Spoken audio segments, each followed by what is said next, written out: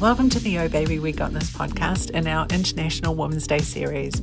We're celebrating the powerhouse women behind inspiring businesses. Today we chat with Louise Tanguay, who is the founder of the Sleepstore, about turning baby sleep struggles into a thriving business.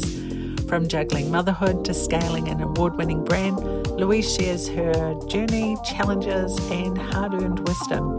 Whether you're a parent, entrepreneur, or dreamer, this one's for you. Let's dive in.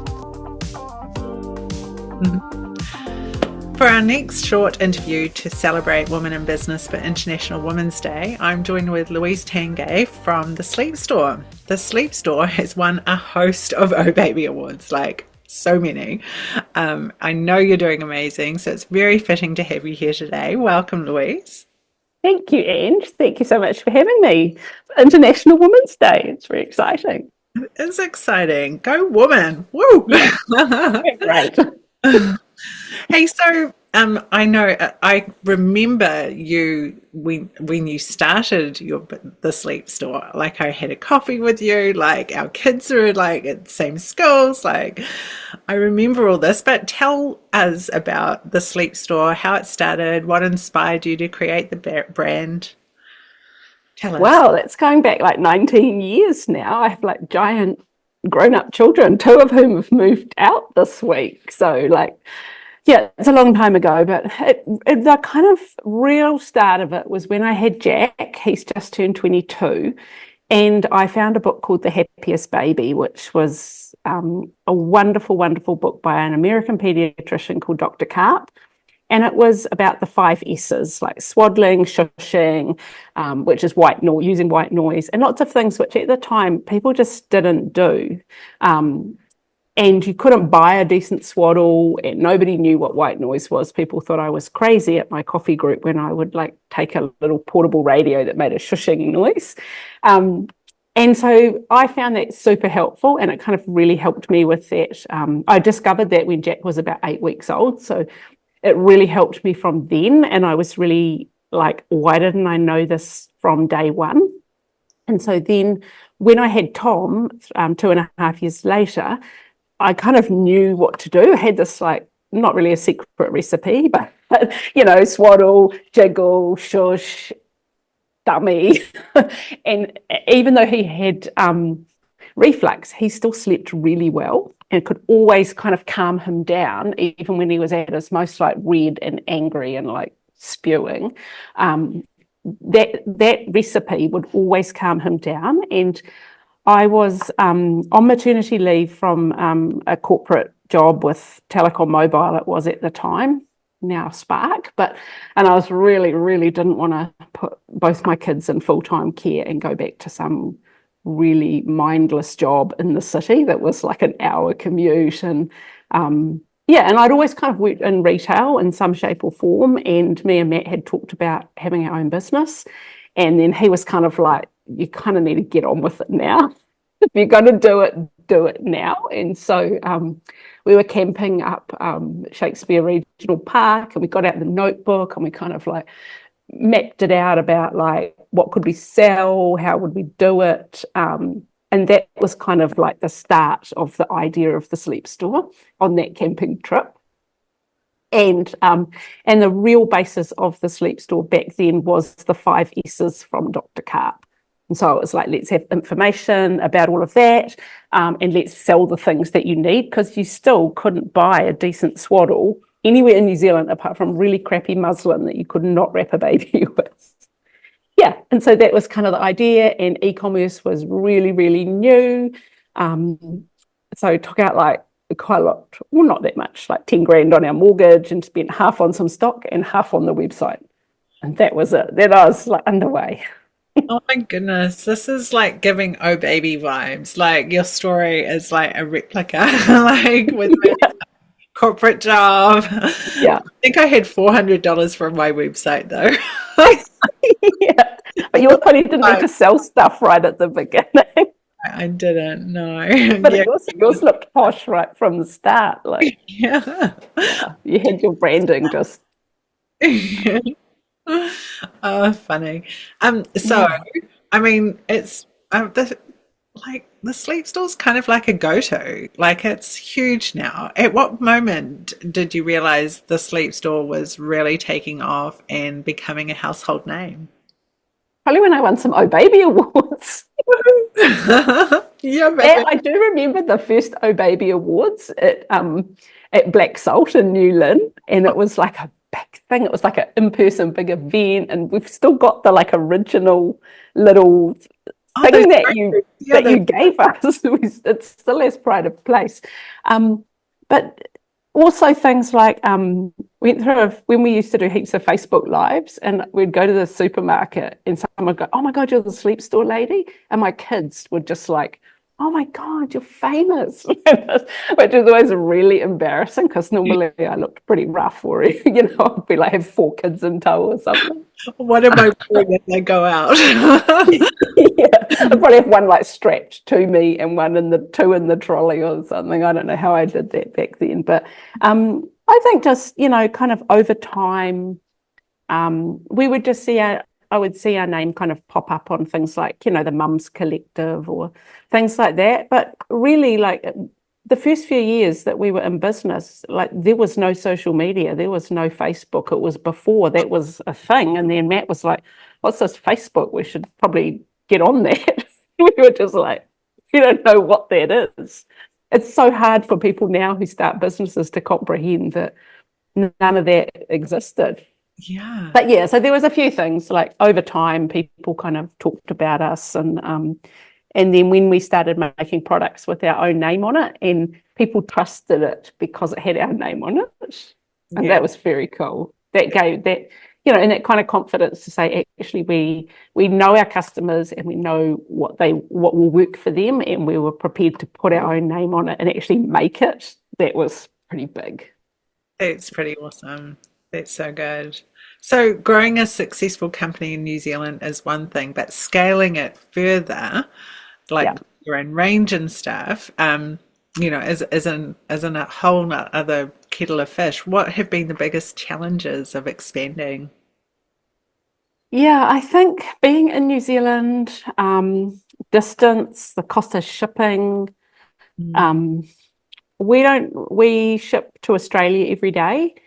Um, but beyond that, you just run into we've never really pursued shipping overseas to far-flung places. We always kind of have it on our long-term business plan. Oh, we should sell OHbabe in America. We should have OHbabe on Amazon. We should be in, I went through a phase of thinking, oh, we really should export to places like Dubai or somewhere where people have got money. But really for us, there's always been plenty of growth opportunity in New Zealand and a bit in Australia. And I think the biggest hurdles for me have always been cash flow and time. Mm. Yeah. So, when your business is pretty small and you buy from local suppliers and you pay them on the 20th of the month following, you can kind of scale and like use someone else's money. But then as soon as you start ordering things like 1,000 of something or a container of something, that you have to pay for months in advance and then you sell over 6 months, all of a sudden your kind of working capital needs go through the roof, and then you get a bigger warehouse and that costs way more. So I think there's kind of no getting around it, and I think the kind of cost of living crappy economy for the last few years, everybody who is in business knows about cash flow and just it never goes away. And sometimes we're kind of like, oh, imagine if we could pay off our overdraft. And we're like, that's deluded. The overdraft just gets bigger the more things Just you. keep imagining. I know. When will my house not be on the line? Never. But so there's always that. There's just like we have a solid business and amazingly loyal customers, but still every month you're like, pay the bills. Yeah. So there's that. And then for me, it's always been time, and you as a business owner with kids, it's always, what do I spend my time on? Do I like go home after school? Do I like have someone else to get my kids? What do I spend my time on at work? There's always so many things. Yeah. And then I think as you kind of grow your business too, like we've grown our business in kind of a random way. Like we've bought some other brands and we kind of invented a new brand. Then we have just the sleep store, and then we decided we needed a distribution business to import more stuff. And so then like there's always all these things. Probably should have just like stuck to one thing, but not really very good at sticking to one thing. Well, you just need extra things to do, which brings me perfectly to my next question, which is Yeah. running a business while being a mum isn't easy. How do you manage the juggle? Yeah, the juggle. Yeah. The juggle is a real thing, that's for sure. I think when my kids were smaller, like my youngest is 14, and then I can actually remember Ben, I think he turns 17 shortly, and then Tom's 19 and Jack's 22. So, in the kind of early years, well, I had two kids after I started the business. In those early years, it was really important for me and for Matt, who joined the business after 2 years, that we had like dedicated time with the kids. Even though for the first 9 years, I think it was, we worked from home, but we would still like, this is the office, we're down in our office and we're working, or one of us would go down and like look after the kids. We took our kids to play centre for 10 years. So that was like, that's just kid time. But then we always also had some time where the kids went to daycare. You can't do everything, and I think that's probably one of the things when women start a business at home. It's kind of, you're kind of putting yourself in an impossible situation of thinking you can work while your kids are there. You just can't, even though you kind of can. I remember Eddie as a baby being like on the floor in our office, and we're packing orders and the courier's like stepping over him, and or Ben as a baby, like his nursery was filled with all the stock and just his bassinet, so you had to like go in really quietly to get the things to pack the orders. So yeah, that was like the actual physical juggle. But for me, I think, yeah, when the kids were smaller, it was just have some time when you're just working and you can actually have your head in the game of working, and some time when you're just focused 100% on the kids. I think also Matt and I have always shared a lot of, we've always shared looking after the kids. We shared taking them to play centre. We both work, we even now, like, take turns or something, like take the cat to the vet, or, the sport or whatever. So I think being able to share the load has been important for us, and particularly as business has grown and business has got harder in the last few years, have been quite a grind. It's nice to have someone else to share the mental juggle with as well. Yeah, Yeah. good. Very relatable. Very. Yeah. So, what advice do you have for mums who want to start a business but feel overwhelmed by the thought of balancing it all? Yeah, it's. I think I was said on some Instagram post the other day that I started Play Centre and my business the same month, and I'm like, I must be crazy, because they were both quite big things. Yeah, I think my advice, I think, is just to be patient with yourself. I think there's a real, back when we both started our businesses and before the whole kind of social media and, people having to do like a day in the life of vlogs and, really, really publicly, people now seem to start their businesses and they're immediately like the face of it, and they're sharing all their kind of successes and difficulties. I think back when I started, it was just me at the dining room table. I'd kind of go to events and I'd try to hustle and, get in trouble with St. Luke's Mall for leaving my cards in the parents' room. But you kind of were doing it like quietly, and you were just kind of going about it in a much more kind of organic, slow way of growing and starting your business. And so the only kind of pressure was on me, and also kind of trying to hustle up a second income, because one income wasn't very much fun at the time. But so I think now women starting businesses, juggling it with their kids and that, I think you just have to be really honest about how much time you actually have available in your week and how much you have in here that you can actually dedicate to the business, and not expect to like have a gazillion followers and, you know, hundreds of orders and things. I mean, I remember the first few months, the first year, like, you know, the first fortnight I had one order. And then it kind of like people now, I think it's just very common to see people thinking their business is going to grow really quickly, and it's not. In most cases, it's not realistic. You're better just to go into it thinking this is going to be a slow burn, and work the time that you have, not kind of think that it's going to just happen overnight. Yeah, yeah, I agree. That's so good. Even with OHbaby, you know, there just becomes a momentum and a tipping point, right?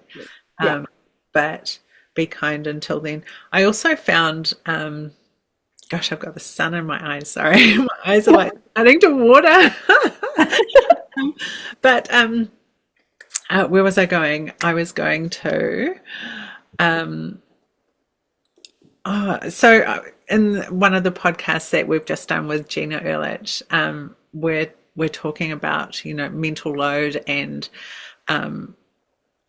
self-care, and probably if I was to answer that question along similar lines to you, it would be around like looking after yourself and that, you know, not taking on too much, because the health effects of being everything to everyone all the time and giving out, you know, you end up with an empty tank and you're giving out of an empty tank, and that's not good for your body and your mind. That's right. It's not, you know, we were all kind of like went to school in the 80s, and it was like girls can do anything, girls can do everything, and then you kind of like literally trying to do everything. And there's actually to do that and to do everything kind of to the maximum and be like the perfect mother and run your business and all that, like it's just not possible. You have to just be patient, and you have to kind of compromise on some things, and I think you also have you kind of go through times where you're like more in the business, and there's times where you're more with the kids, and sometimes it has to be some more about just you. Like when we were talking earlier about doing silly long walks, crazy long walks. And, you know, for me, that was my self-care, like to go for really long walks with my girlfriends. It would be like, we're training for 100K walks, and we're going to go out for 8 hours and go walking and eat cake and talk, but we are training for a serious event. So, you know, so you kind of like actually had to schedule in time for the social, you know, the kind of like filling your tank with your girlfriends. That's so good. Yeah. And yeah, if in hindsight, that's probably something that I would commit to, you know, like now I as I mentioned, I did the Camino de Santiago, which is just under 800 kilometers across. Amazing. It was so good, just saying. Yeah. But, you know, January, I just did the route burn, planning to do the Camino again this year.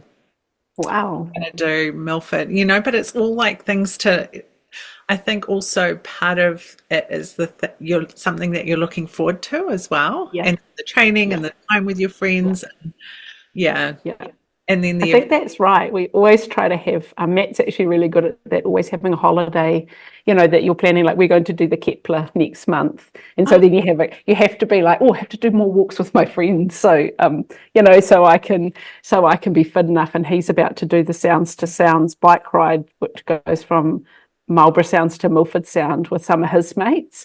And so he's been doing lots of biking, and I've been trying to do more walking. But yeah, you have to make time for that stuff. The business, you know, the business will suck every minute of the day if you let it, but I don't really let it now. You know, so good. The kids need less, they need less kind of immediate attention. Obviously, you know, teenagers, sometimes the things to worry about are much bigger, but they don't need that kind of like all in nappy change, start solids, kind of go to sleep, kind of like, where, you know, the days just get filled up with that. Yeah. Actually thinking like back to, I remember, gosh, after my third child, Jessie, I literally got home actually, and with Eva, and was working. Yeah. Like from the hospital, have the baby, get home, okay, back on the Yeah. computer. Yeah, But and even probably when you weren't actually working, you were probably still like, because you're like in the baby kind of industry, you're still always thinking about it with your own kids. I know, oh, I could make this kind of, oh, we could, you're probably thinking, oh, this swaddle could. I'd have been thinking with Eddie, I was like, oh, I really need to try all the swaddles before you like don't need to be swaddled.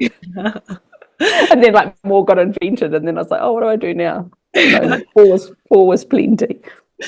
Sometimes I think, oh, it'd be so handy to have a baby to like quickly do this photo shoot for it. And then it's like, no, I Yeah, love babies, but mine are older. I'm like in that whole yeah, different zone. yeah, totally. Just send us your babies for photos, guys, and we'll bring them Yeah. back. um, so, keeping on the motherhood thing, what has motherhood taught you that has helped you as a business owner? Oh my goodness, that's a hard question. I think probably, and that's probably what I learned from my mum, who's been an amazing example to me of fitting a lot in and doing a lot of things. But it's not to aim for perfection. I think perfection is there's no point trying to aim for perfection in parenting or in business because you'll just end up feeling stink, like there'll always be something that you wished you did better. Like, I think you want to be a good parent, you want to be present, you want to be involved, but my house is often a tip, and it always has been. My mum always had way more important things to do than fuss about the house being perfect. And so I kind of grew up thinking, get on and do things. Don't worry about, I don't ever dust, for example, apart from if like I've got a house sitter coming because I'm going tramping, But yeah, so perfection, I think that's probably my best lesson, the best thing that I took from motherhood into business. And there's certain things we kind of joke about at work. There's certain things that have to be perfect, like your tax return, there's certain things you absolutely have to get right. And then most of everything else, we're actually sending the customers what they ordered. Customers don't like it if you kind of approximate it. but a lot of the things, when you're designing products or you're choosing a pattern to go on something or the exact shade of pink or green or whatever, like you could agonize and spend so much time, but ultimately it doesn't matter. Just give it your best shot and it'll be all right. Yeah. I can't believe we literally like raised our kids, lived in the same Tidderangi village, and we're not best friends because like we sound like the same people. What the hell? What is this? We need to Yeah, go. I remember you had that cool office down for a while, that office down behind, like what I don't know if it's still called Toby's now, down South Titirangi Road, and Yeah. that's where the crazy duck lady lives now. And there's Oh. ducks. Yeah, there's always ducks crossing the road by your old Yes, office. But yes, you're right. Yeah, I think they yeah, even have like a duck sign now. I'd say so. It's half of Titirangi is covered with ducks. It feels like ducks or chickens. That's right. Yeah. I love that about Tarangi. Anyway. Yeah. So, what has been your biggest business lesson or aha moment for you? Oh, I think I don't know if there's been an aha moment, but I think the customer's always right. It's still the number one, because I think even more so now with social media and public reviews and things, that even if the customer is not quite right, they're still right because you still just need to do what's right for them. Yeah. I think, customers are like on our company values, we have like be awesome as our first one and love our customers, and so they're very tied up together that you give the best possible service you can. And never just, I always say to my team who look after things like returns and any kind of issues, don't just think about this situation. You need to be thinking about, the longer term reputation of your business and what makes your customers happy, those sorts of things. Yeah. Nice. And I think the other kind of lesson really is with any product that you're looking at developing or selling, or you really, really, really need to make sure there's a market for it. You need to know your customers well enough that there's a market for it. I think sometimes we've gone off on a tangent making something because we liked it, or you thought it would work, but you actually got it wrong. And you see that with people launching, little businesses. They're selling something that they like, or they can source from overseas, and they put all this money into it, but there's not actually a market for it. I Yeah. think like silicone, how silicone tableware for kids has exploded, and there's like a gazillion brands. You see it at the baby show. You see it at any trade show. There's so much. And yes, people like silicone tableware, but it's like how many brands, there's just not a market for that. So I think, that for me, really just no matter how solid your business is or how good how big your customer base is, you still need to make sure there's actually customers who want to buy the thing you're selling. Yeah, and the appeal of it as well. Because, there are some of those brands that have absolutely taken off, but, they've got color right, they've got, all the other stuff right, and it's testing that Yeah, too. Yeah, absolutely. Yeah. yeah.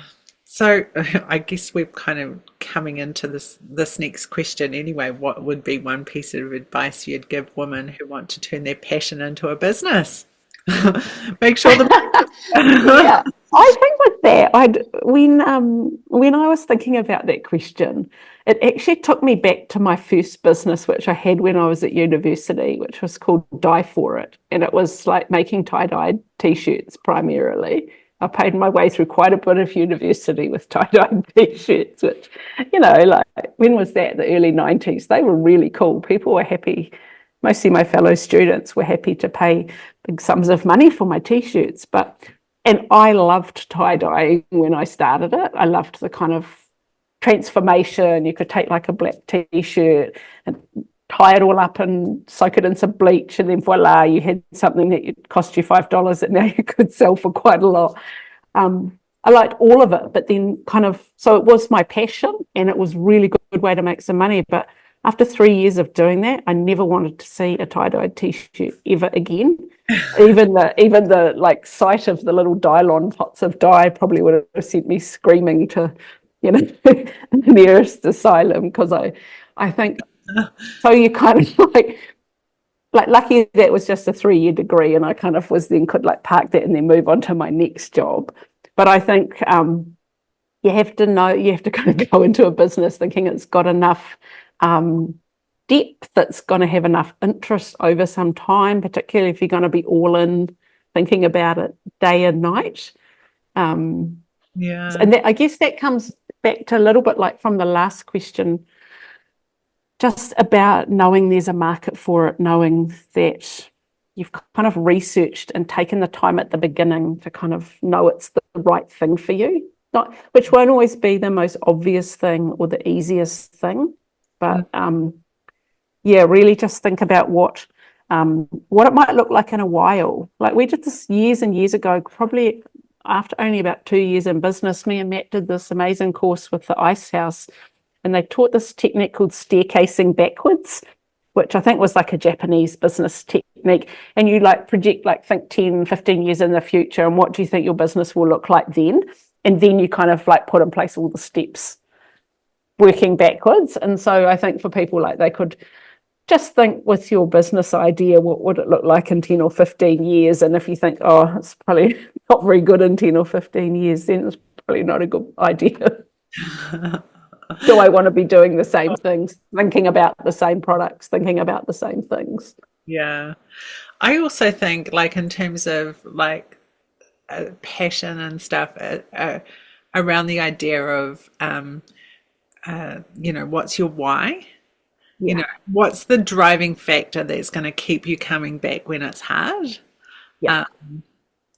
which also kind of keeps that fuel going. Yeah. I think that's so true. And it can't just be wanting or needing to make an income from it. Mhm. Because that's not enough. You've got to really have the customer's interests in heart, or you've got to really have some information you're passionate about sharing or whatever, not just, I need to pay my mortgage and so I need a bit more cash, because that's not really, even though it could be the most important why, it's still not right for that business. Yeah. For OHbaby, I've got this acronym EIEIO. Our content is supposed to Yeah. encourage, inspire, empower, and inform OHbaby mamas Yeah. audience. And I think that, we get, some of the best experts in the country giving information about pregnancy, about parenting, about nutrition, about psychology and brain development, and, just amazing stuff that just so empowers and enriches us as parents. And that is my why. That's my driver. We want, I wanted this information. I want to give this to other mums, but if I could do it all for free, I'd be all about it. Forget the business side of things. Can I just Get those damn bills? damn those bills? Yeah. So that's my driver. But yeah, Cool. the why is yeah. It's that is what keeps you going when it's hard. Yeah. I think too, the other thing that keeps you going when you're hard is when you have staff, who you're responsible for their income. Yeah. That keeps you going. That makes you dig deep and think, I'm not going to let this business, fail despite how bad the economy is, because there's people who rely on you. Yeah. Yeah. I've really felt that during COVID too. Yeah. Anyway. They were interesting times to be in business. Gosh. Okay. This past 5 years, it's just rocking. Be ready for a rest. You're not having a rest, you're going for another 800k walk. That's just relaxing. It actually was. Do you know the beauty of doing the Camino was I was thinking about myself every day. How am I going to eat?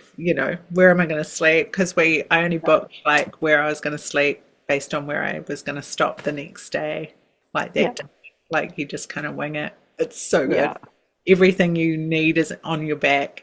It's awesome. But it was so relaxing because I wasn't thinking about all my children and who's going to be it was just it's just all about me. Oh.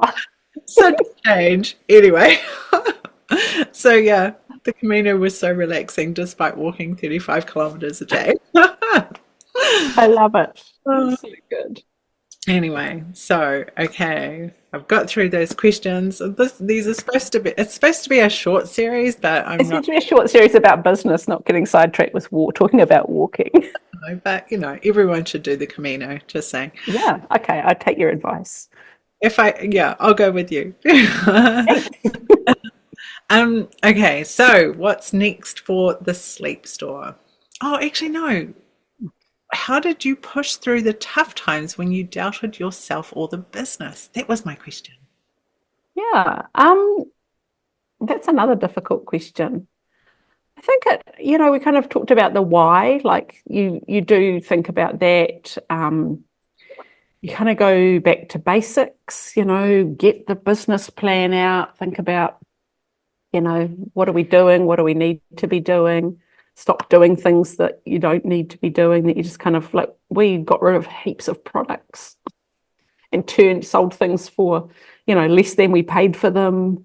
We're just need to get some cash in, need to get some stuff out the door. Probably gave the accountant quite a coronary overselling stuff so cheap, but you just kind of have to, I think you just need to kind of be prepared to do the hard things and not freak out, just hang on. There was definitely a sense over the last couple of years of just hanging on and just really just selling what your customers want, selling it for cheaper than you'd like to be selling it, because that's just the funds that your customers had available. Yeah. I think for businesses like ours, one of the big challenges and really tough things to encounter at the moment is Temu, just cheap, toxic, not following any safety standards that are mandatory in New Zealand. But people's idea of what they want to pay for things has just gone whoosh, as a result of that ease of being able to buy that cheap stuff. And so something like that really pushed us to think, how low could we get our prices? What could we sell that we were still prepared to put our own name on? The quality was good, but we would sacrifice quite a lot of margin to sell it at a price that's never going to be as cheap as Temu, and it's never going to be as cheap as Kmart. But we launched a baby basics range where we just said we'll source something which is still really good quality, but the intention was to sell it at a price that people really could afford. And we wouldn't have done that if it hadn't been for the cost of living crisis and Temu and that. We were happy selling our kind of, $50 merino bodysuits. And then we were like, okay, let's see if we can make something that's $15 that we still love, So I think, tough times do make you really think hard about how you can do things differently. Yeah. There's definitely been a lot of that. And then something like when we launched, we always had customers asking us for a wearable breast pump. And I'm like, there's already heaps in the market, and there was people were buying cheap ones from Temu and stuff. And then you're like, well, I'm going to make one that's cheaper than anybody else in New Zealand, but ours is going to comply with every possible electrical regulation. It's going to meet the, FDA requirements. It's going to be electromagnetic compatible with, for New Zealand, and all these things that are really complicated and really expensive to make that happen. And we're still going to make our product better and cheaper, so I don't know. Sometimes hard things make you really, I don't know, just really push harder and do things better for your customers. So we're really stoked. This last month, it was our 4th best-selling product, the new breast pump. So fantastic. There you go. Space. OHbaby Awards. Yeah. 2020. I'll give it a go. Who knows? I have no comments in that whatsoever. Just saying, it's all voted for. It's all good. Yeah. We love it. We love all the votes. So, what's next for the sleep store? Any exciting plans coming up? Well, probably one of the biggest things is just personally, I think I said before, like 2 out of my 4 kids have just moved out. So it's kind of like, oh my God, I have like a miniature family all of a sudden. Miniature family. We've got going to 3 trade shows this year, taking our kids to the trade show in Shanghai, which will be cool.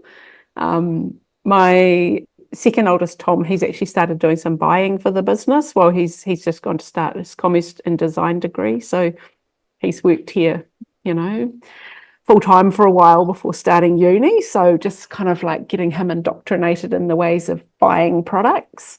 So we'll see some Tom products launching one day. And we've just got we've always got new collections coming out. Like I think we've got 2 full-time product development gurus in our team, and they just love nothing more than to like invent something from scratch. Like Amanda launched or developed recently in a gorgeous range of proper kids knitwear, like jumpers and cardigans and little vests. And we were like 100% merino. It's got to be 100% machine washable. And so that was a big launch. But coming up, I've just actually submitted the purchase order for a whole range of kids linen. So this beautiful washed cotton, 100% cotton bedding, duvet covers, sheets, all coordinated, like different prints, different plains, 6 colours. It all kind of mixes and matches. I think the invoice was over 100 grand. So I don't think Matt's seen that yet because he'll have to pay the deposit on that. But we kind of have wanted to do proper kids bedding for years. And last year when I was at a trade show, we met with the bedding manufacturer who makes for all of the top brands, around the world. Like they make department stores like Nordstrom's and stuff, and they make Sheridan and they make all these amazing brands. And we're like, yeah, we just got to do it properly. So we've just signed up with them. So we'll watch the space for Sleepstore bedding. That's awesome. That's I know. exciting news. It's a bit terrifying, but it looks cool, and we're really excited about it. Well, it sounds like it fits the brand anyway. And, Yeah. it's like the next extension from swaddling to Yeah. pots Well, and we've made our own duvet inners for probably 10 years, and we were just like, we've kind of dabbled in it, and we were just like, no, we actually have to do it properly with like the best factory we can find. So that's really exciting to actually feel like the cost of living crisis has passed enough that we just go all in on our next big thing. awesome. So good. So where can our listeners follow you and support the Sleep Store? Oh, thank you, Ange. Well, we're at www.thesleepstore.co.nz for shopping, and we've also got probably 200 pages of articles if you want some free content. Instagram, we're on daily. TikTok, we're trying our hardest. Probably like 30 years too old to be on TikTok, but we're there.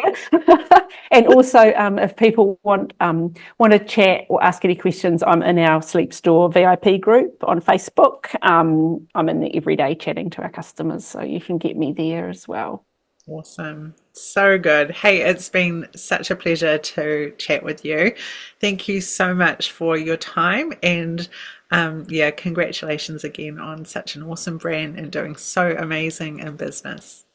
Thank you so much, Ange. It was lovely to talk with you and hear about your adventures as well. And also, well done on having your magazine. Still such a success. Magazines, it must be just a hard business to be in these days.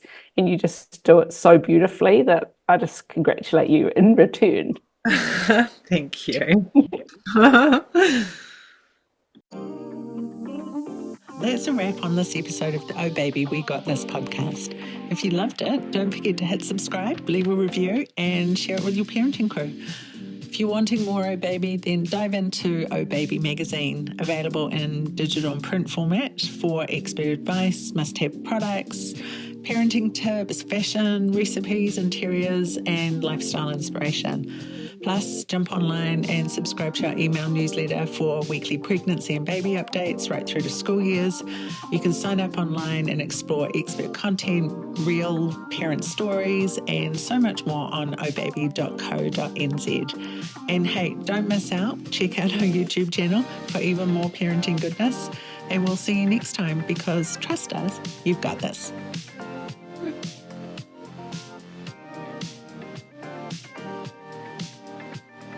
Okay.